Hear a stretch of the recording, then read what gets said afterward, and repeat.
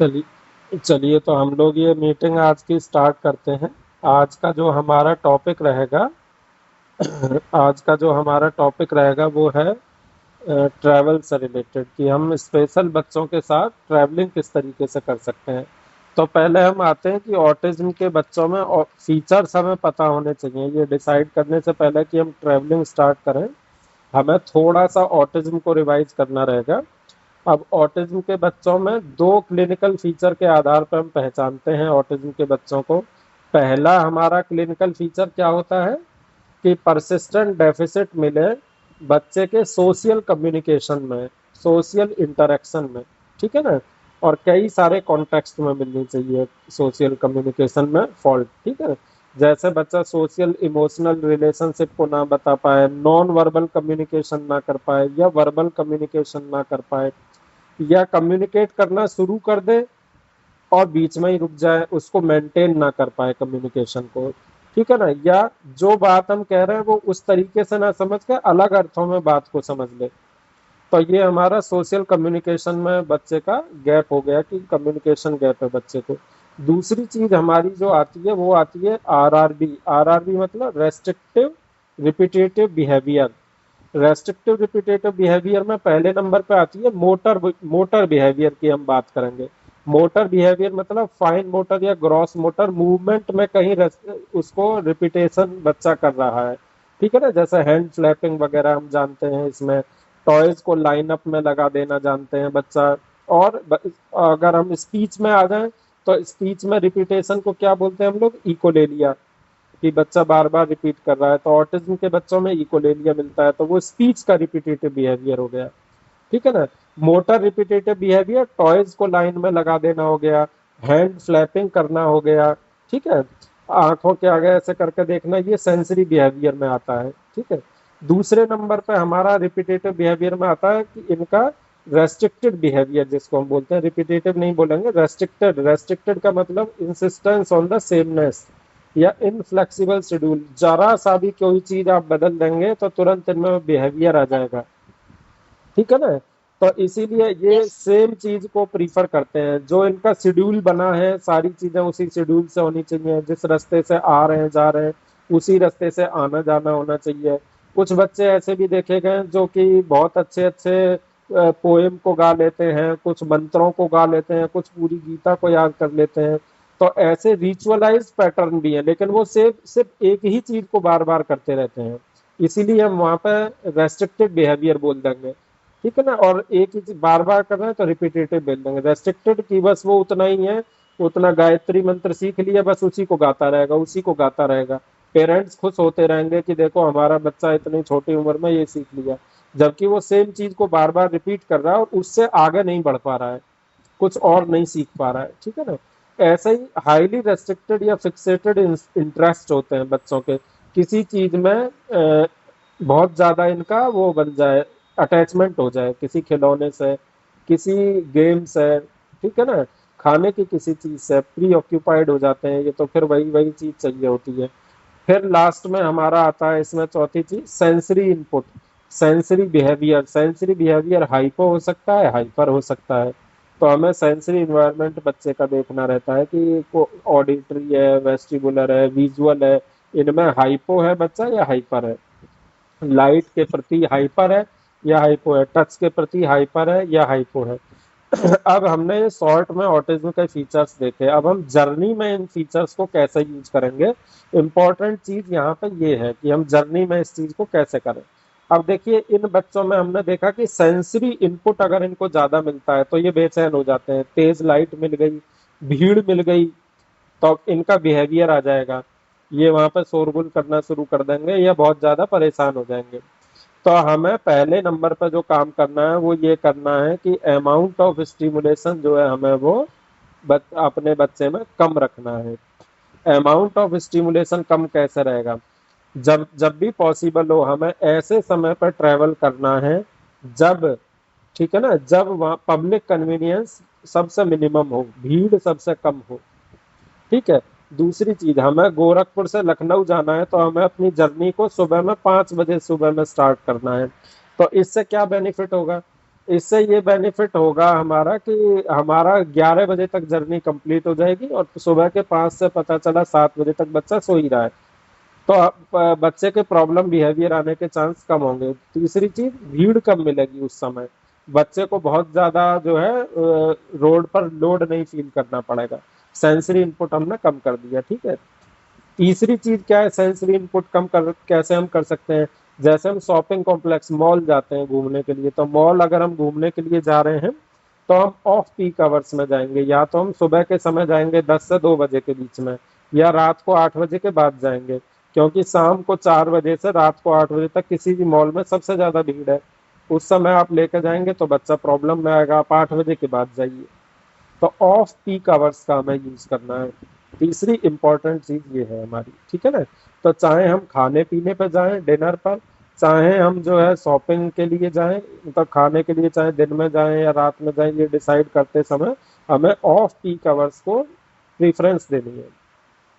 चौथे नंबर पे आता है कि नॉइजी प्लेसेस पर जब भी हम बच्चे को लेकर के जाएं तो हमको क्या करना है, नॉइज कैंसलेशन हेडफोन्स आते हैं, ये नॉर्मल हेडफोन्स हैं जो जैसे मैंने लगा रखे हैं, तो ये हेडफोन्स वर्क नहीं करते, उसमें नॉइज कैंसलेशन हेडफोन्स अलग होते हैं। उन हेडफोन्स को हम बच्चे के साथ सामान में जरूर रखें, जब भी हमें नॉइजी इन्वायरमेंट किसी वजह से ट्रेवल करना हो, मजबूरी हो, तो उन हेडफोन्स का हम बच्चे में यूज कर सकते हैं जो ऑडिटरी हाइपर सेंसिटिव है, जिनमें ऑडिटरी हाइपर सेंसिटिविटी है बच्चों में। तो ये हमारा पहला पॉइंट हुआ कि हम स्टिमुलेशन को कैसे कम कर सकते हैं, ठीक है ना। अब दूसरे पॉइंट पर आते हैं, जैसा हमने देखा कि ये बच्चे अपनी बारी का इंतजार नहीं कर सकते, ये कहीं वेट नहीं कर पाते बच्चे, ठीक है ना। तो ये चीज हम जानते हैं, ये ऑटिज्म का फीचर है।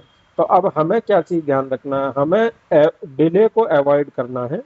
दूसरी चीज, कोई कहीं भी अनएंटिसिपेटेड वेटिंग टाइम हो तो हमें पहले से पता होना चाहिए कि हम फलानी जगह जा रहे हैं, वहां हमें ज्यादा समय लग सकता है, तो हम पहले से ही प्लान करके चलें। जैसे फॉर एग्जांपल, अगर हमें किसी पीडियाट्रिशियन को दिखाने जाना है अपने बच्चे को, या दांत के डॉक्टर को दिखाने जाना है, तो हम पहले ही कांटेक्ट करके अपने लिए समय बुक करा लें। नंबर 2 चीज, ऐसा ना करें कि हम बिना समय बुक कराए जाएं, ठीक है ना। दूसरी चीज क्या है कि हमें बच्चे के बाल कटवाने, जैसे टच के प्रति जो हाइपर सेंसिटिव होंगे बच्चे, तो वो अपने सर को भी नहीं छूने देंगे, पहले तो वो बार बार से डरेंगे, फिर वो कैंची की साउंड से, ऑडिटरी अगर हाइपर सेंसिटिविटी है तो कैंची की जो कचकच साउंड आएगी उससे भी वो हाइपर हो जाएंगे।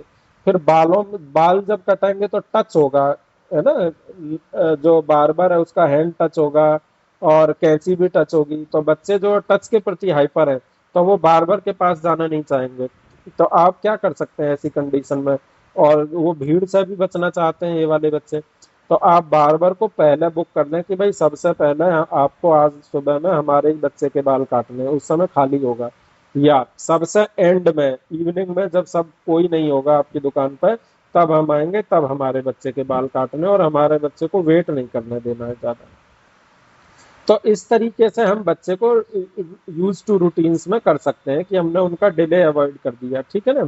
तीसरी चीज है, अगर हम एयरपोर्ट पर हैं, ट्रेन में हैं, कहीं बस पे जा रहे हैं, तो हमें जो है, जो गेट गेट जो होते हैं उनमें एंट्री करने के लिए पहले ही गेट कीपर से बात कर लेनी है, जो वहाँ सिक्योरिटी पर्सनल होते हैं, कि भाई आप हमको जल्दी से जल्दी जो है बस में चढ़वा दें या ट्रेन में चढ़वा दें, हमें ज्यादा लंबे समय तक यहाँ खड़े करके ना रखें, क्योंकि हमारा बच्चा लाइन में खड़े होकर इंतजार करने में वो नहीं करता है, वेट नहीं करता है, परेशान करता है, ठीक है।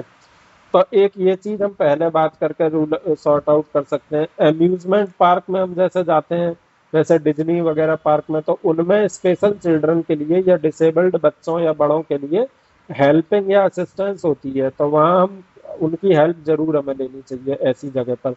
कुछ जगह मॉल्स में भी डिसेबल्ड के लिए असिस्टेंस होती है, अम्यूजमेंट पार्क में भी, डिज्नी वर्ल्ड वगैरह में भी होती है, हेल्पिंग हैंड होते हैं वहाँ पर, तो उनका यूज करना कभी ना भूलें। तीसरी चीज है हमारी कि जो ऐसे स्थान है जिनमें हमें बच्चे को लेकर जाना ही नहीं चाहिए, जैसे कि अब हमें अपना सीएम से, सीएमओ ऑफिस में मीटिंग है, या हमारी कोई ऑफिशियल मीट है, या हमें कोई टीचिंग सेशन अपना लेना है, और बच्चा हमारा हाइपर है या ऑटिज्म का है, तो हमें वहां पे बच्चे को अवॉइड ही करना होगा, वहां कोई दूसरा रास्ता काम नहीं करेगा जब तक कि हमारा बच्चा फुल्ली सोशलाइज नहीं हो जाता। ठीक है। तो ऐसी जगह जहाँ पर आपकी सर्विस पे बात आती है या आपको कोई इंटरव्यू देने जा रहे हैं वहाँ पे बात आती है या कोई इमरजेंसी अर्जेंट मीटिंग है तो वहाँ आपको अवॉइड करना होगा।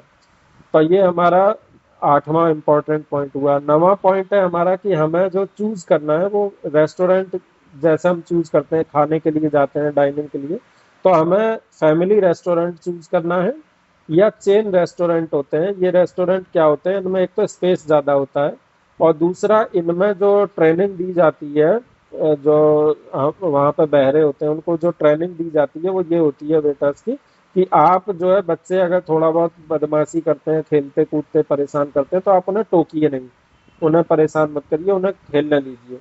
कुछ रेस्टोरेंट होते हैं जहाँ कांच का गिलास टूट गया है, बच्चे से गिर गया तो वो एकदम पेनल्टी लगा देंगे, डांट भी देंगे। कुछ रेस्टोरेंट इन चीज़ों को इग्नोर कर देते हैं, तो हमें वो रेस्टोरेंट प्रीफर करने हैं बच्चे के लिए। तो ये चूजिंग द प्लेस। अब हमें जू और म्यूजियम का ऑप्शन दिया जाए तो हम किस में ज़्यादा जाना चाहेंगे? आवाज़ नहीं आ रही एंजेला, आवाज़ सर नहीं आ क्या? रही। अगर अगर हमें ये कहा जाए कि हमें बच्चे को लेकर के जू जाना है या हमें म्यूजियम जाना है तो हम किस जगह जाना पसंद करेंगे? हम जू में बच्चे को लेकर जाना पसंद करेंगे, म्यूजियम में नहीं, क्योंकि म्यूजियम में आपको शांति रखनी होगी।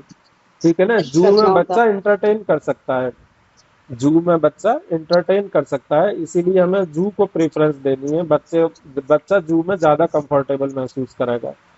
ठीक है, तो ये चीज ध्यान रखनी है। नेक्स्ट है कि एंटिसिपेट करना है हमें डिफिकल्टीज को और प्लान करना है, पहले ही हमें प्लान कर लेनी है चीजें। जैसे कैसे प्लान करनी है कि हमको मान लीजिए जर्नी करनी है, पहली चीज तो प्राइमिंग के लिए प्लान कर लेना है कि हमें बच्चे को प्राइमिंग करनी है।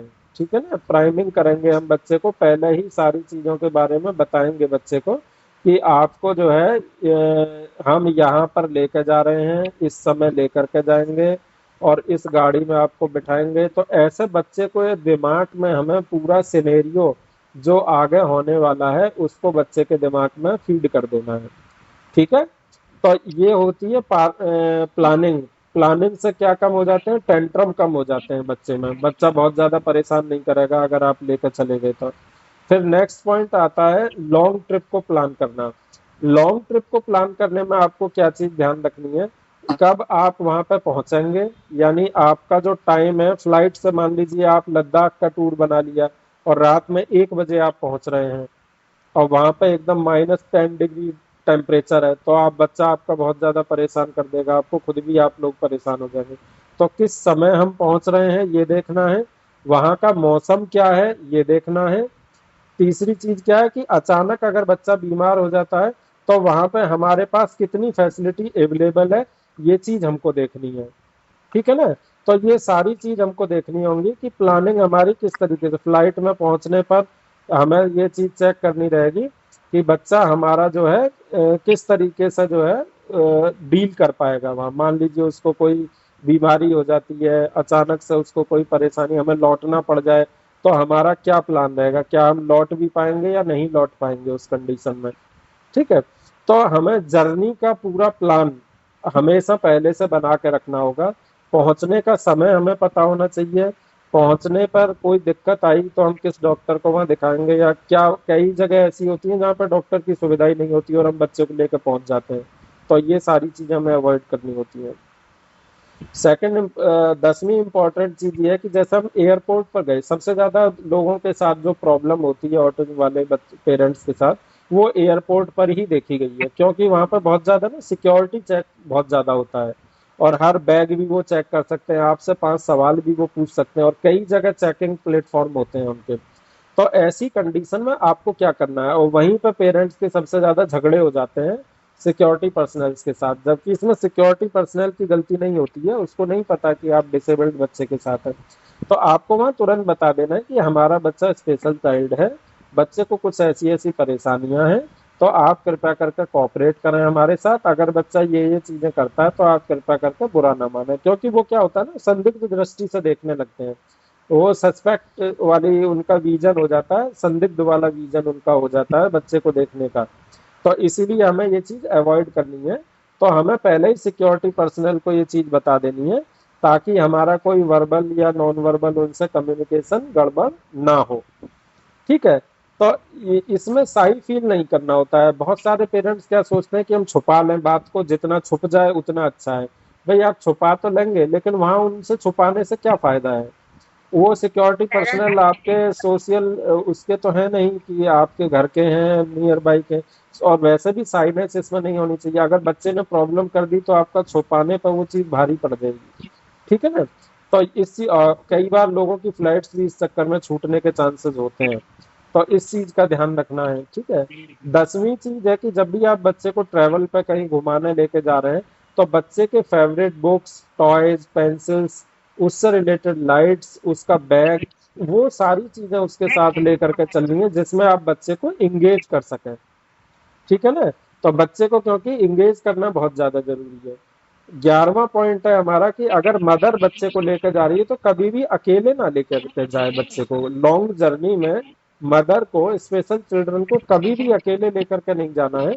उनको पूरी कोशिश ये करनी है कि वो जो है किसी ना किसी के साथ कोई एक और एडल्ट होना चाहिए जो संभालने के लिए हमेशा साथ में आपके रहे। हेल्पिंग हैंड के रूप में किसी का होना बहुत ज्यादा जरूरी है। ठीक है, कभी भी ये मतलब करेज नहीं करना है, नहीं तो ये इस चीज में कई बार लोगों को बहुत बड़ी बड़ी दिक्कतें आई हैं। ठीक है ना? तो हमेशा दो लोग जरूर रहें बच्चे को जब भी उसमें लेकर के जाए। ठीक है ना?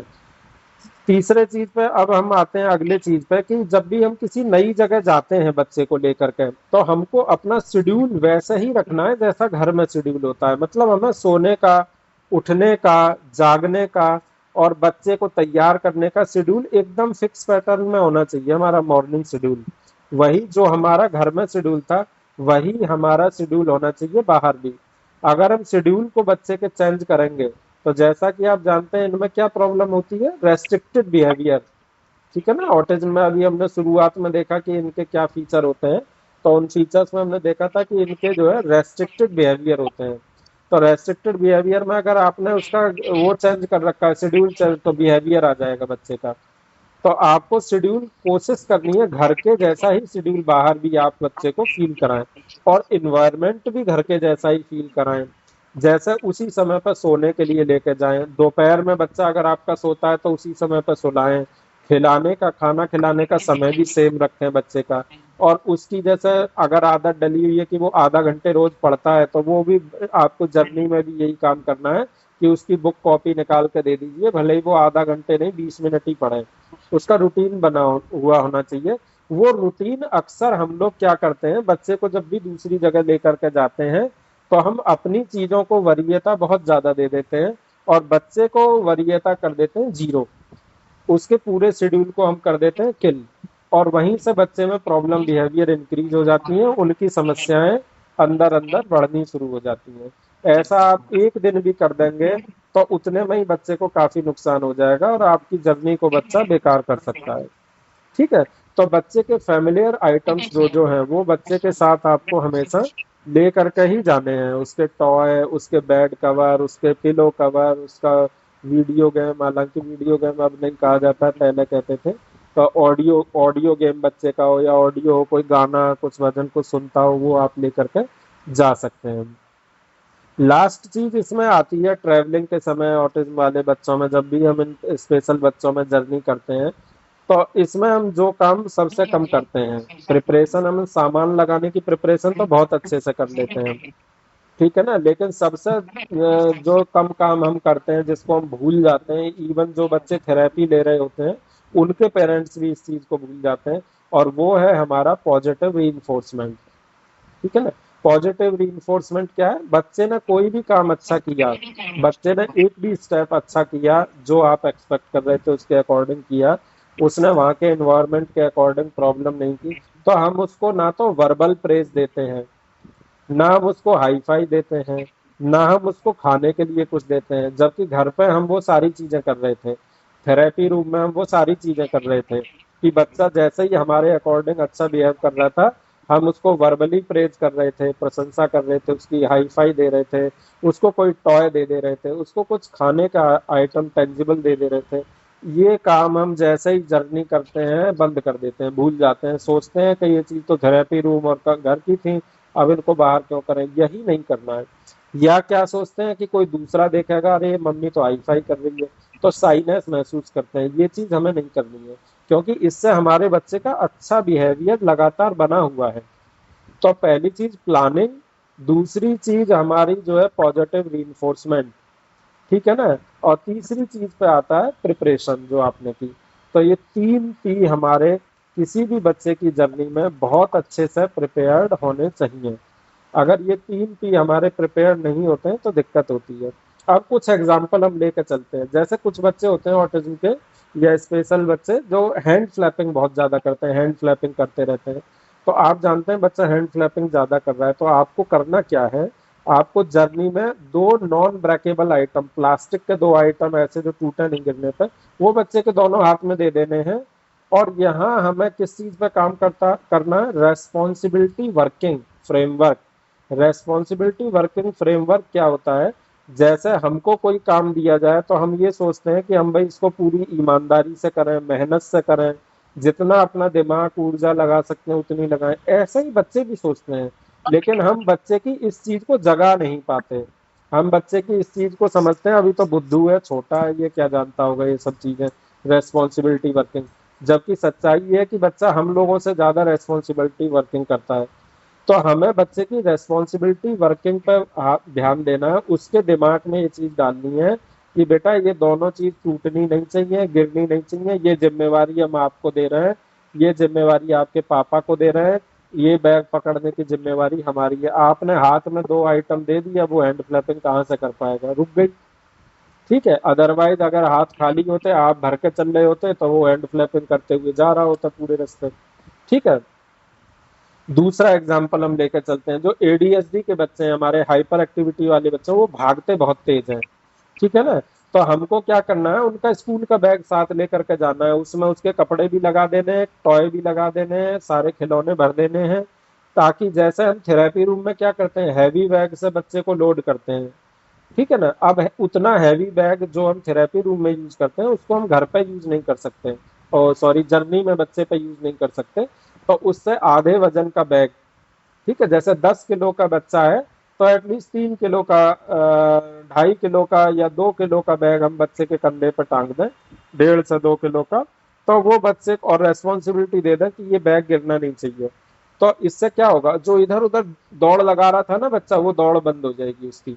वो हो सकता है थोड़ा तेज चले, लेकिन वो जैसे बच्चे उछल कूद इधर उधर करते हैं, एडीएचडी वाले मॉल वगैरह में कभी कभी पेरेंट्स लेकर जाते हैं, हाथ ही नहीं आते, पता चला पूरी सीढ़ियां क्रॉस कर गए, डर भी जाते हैं लोग, ठीक है। तो ये चीज उसकी कम हो जाएगी। तो ये थेरेपी रूम में जो हम करा रहे थे उसका एक पार्ट हो गया हमारा, जो हम यूज कर सकते हैं। तीसरी चीज हम समझने की कोशिश करते हैं, वो है जैसे हम फ्लाइट से जा रहे हैं, तो टेक ऑफ होती है और लैंडिंग, इन दो समय पे बहुत परेशानी होती है बच्चे को, टेक ऑफ और लैंडिंग के समय। तो इस समय हम क्या कर सकते हैं, इस समय हमारे गले से एक नली जो है कान के अंदर जाकर के खुलती है, वो ब्लॉक हो जाती है, बंद हो जाती है। तो कान एकदम सुन्न हो जाते हैं और बंद हो जाते हैं। कान में दर्द, प्रेशर चेंज की वजह से जो कान में फीलिंग आती है, उससे बच्चे ऑटिज्म वाले बहुत बुरी तरह से डर जाते हैं, कभी कभी वो प्रॉब्लम क्रिएट कर देते हैं, रोने चिल्लाने लगते हैं, कान में दर्द भी उनके होने लगता है। तो आपको करना क्या है, यूस्टेकिन ट्यूब को खुला रखने के लिए आपको अपने बच्चे के पसंद की चॉकलेट दे देनी। इसके लिए चूइंग मूवमेंट, मुंह में कुछ ना कुछ चलते रहना चाहिए। तो अपनी पसंद की चॉकलेट दे दी, उसको खाता रहेगा। टॉफी चबाने वाली दे दी, जिसको चबाता रहे वो टॉफी को। या कुछ भी नहीं कर सके तो उसको बोलना मुंह बंद करो और चबाते रहो, ऐसे ऐसे ऐसे, बड़ा बच्चा है वो कर लेगा।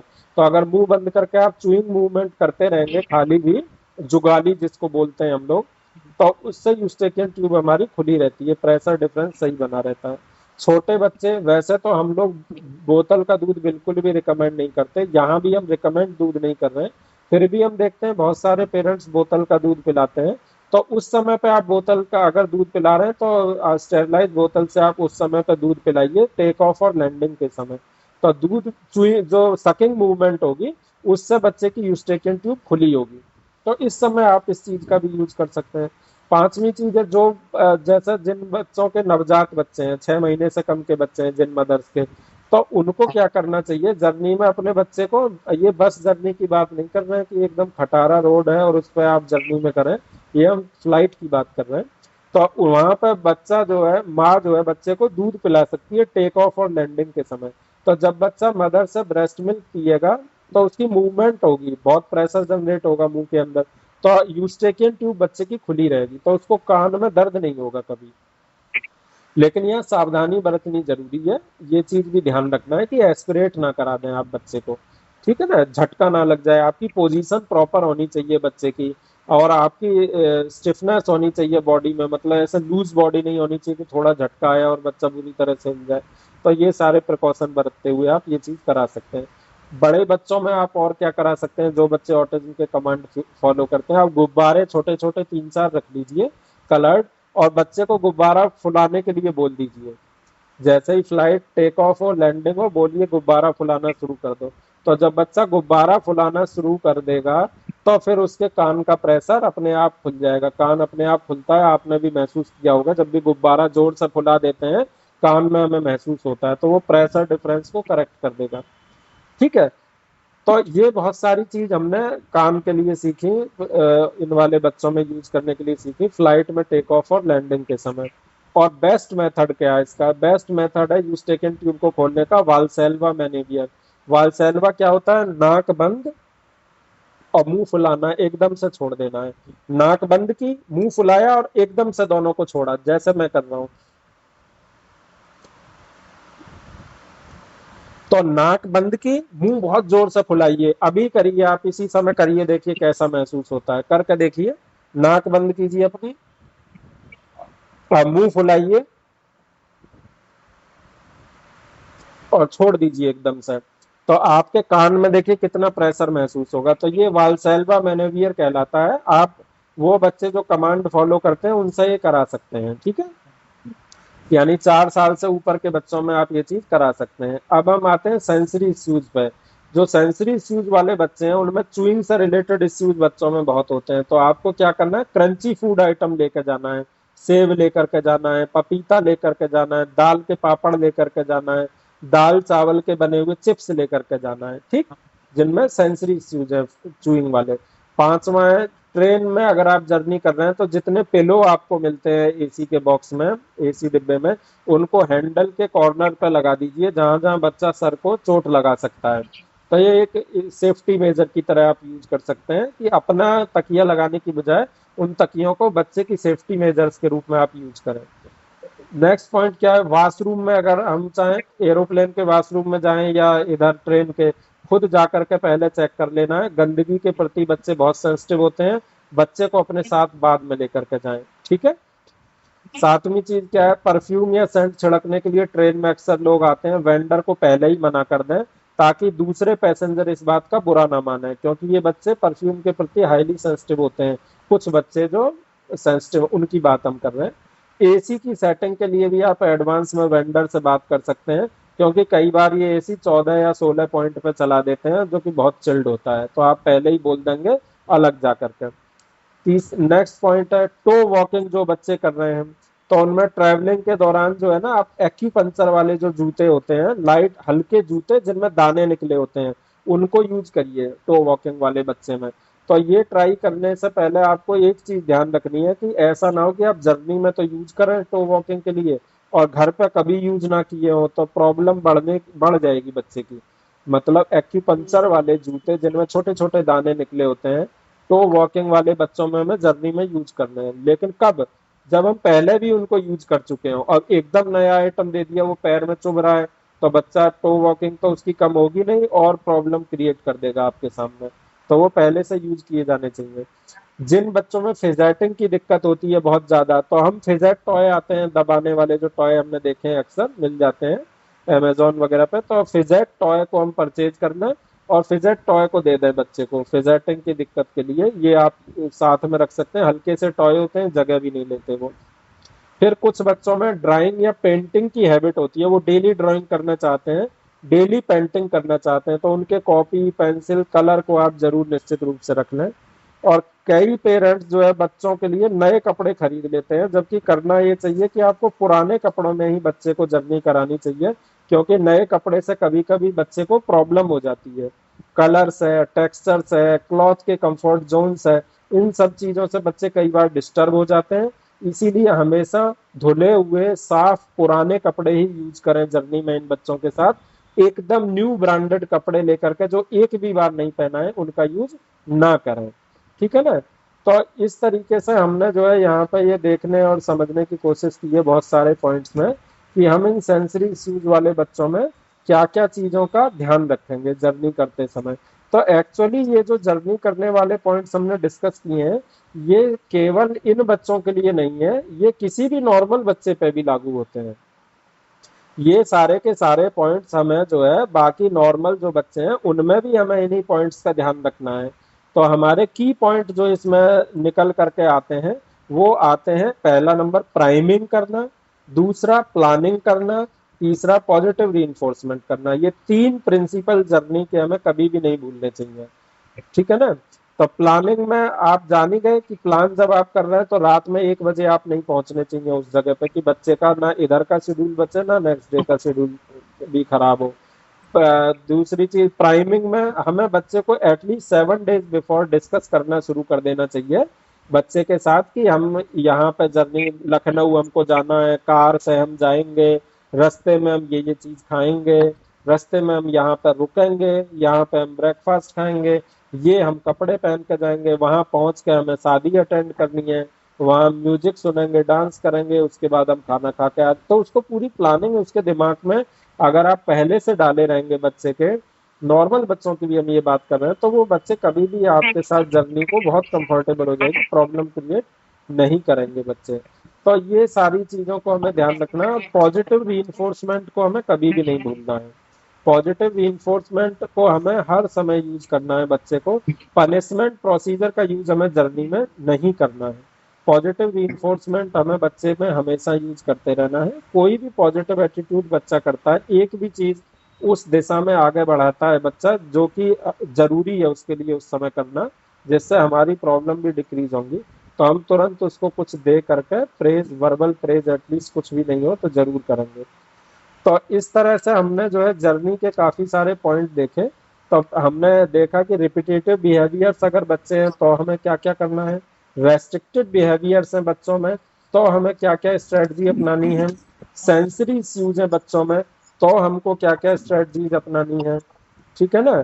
तो इस तरीके से हम इस चीज को यूज करेंगे और मोबाइल की जगह हम ऑडियो को सुनाना बच्चे को प्रीफर करेंगे या टॉकिंग गेम्स को बच्चे में यूज कराने की कोशिश करेंगे, ठीक है ना। कभी भी मोबाइल या वीडियो पे बच्चे को बहुत ज्यादा आश्रित नहीं करेंगे कि हमारी जर्नी सुगम हो जाए और बच्चा पूरी जर्नी में पूरे 7 दिन तक सिर्फ मोबाइल ही देखता रह जाए। इस चीज का हम विशेष रूप से ध्यान रखेंगे। तो मुझे लगता है कि अब यहीं पे हम अपना जो है ट्रैवलिंग वाला पूरा ये चैप्टर फिनिश करते हैं और इसमें बहुत सारी चीजें हम लोगों ने डिस्कस की। इससे रिलेटेड क्वेश्चन आप आए तो वो डिस्कस करिएगा।